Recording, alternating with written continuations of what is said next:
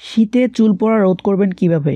শীতের সময় চুল পড়ার পরিমাণ বেড়ে যায় কয়েক গুণ। এর কারণ বাতাসে আর্দ্রতার পরিমাণ বেশি থাকে, ময়লা ধুলোবালি মাথার তালুতে বেশি জমে এবং অতিরিক্ত ঠান্ডার কারণে চুলের গোড়া দুর্বল হয়ে যায়। তাই এই মৌসুমে চুলের যত্নে আরও সচেতন হওয়া দরকার। এ সময় চুল পড়া রোধ করতে কিভাবে যত্ন নেবেন সে সম্বন্ধে পরামর্শ দেওয়া হয়েছে বোল্ড স্কাই ওয়েবসাইটের জীবনধারা বিভাগে। এক নজরে চলুন, চোখ বুলিয়ে নেই। প্রথমত, চুল ধোয়ার আগে ভালো করে আঁচড়ে নিন।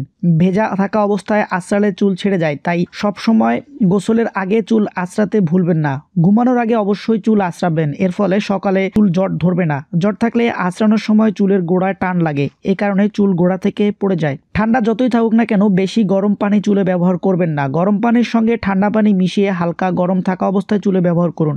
বেশি গরম পানির কারণে চুল পড়ে যায় এবং রুক্ষ হয়ে যায়। অবশ্যই মাইল্ড শ্যাম্পু ব্যবহার করবেন। কেমিক্যাল সমৃদ্ধ শ্যাম্পু মাথার ত্বক ও চুল দুটোর জন্যই ক্ষতিকর, তাই শীতের সময় খুশকি বেশি হলে মাইল্ড শ্যাম্পু ব্যবহার করুন। কন্ডিশনার শুধু চুলে ব্যবহার করুন। মাথার তালুতে কন্ডিশনার লাগালে গোড়া নরম হয়ে যায়, চুল পড়ে যেতে পারে। তবে শীতকালের সময় অবশ্যই চুলে বেশি করে কন্ডিশনার ব্যবহার করুন, যাতে চুলে ক্ষতি না হয়, যাতে চুলে রুক্ষণ হতে না পারে। শীতের সময় ভেজা চুল শুকাতে চায় না, এটা ঠিক।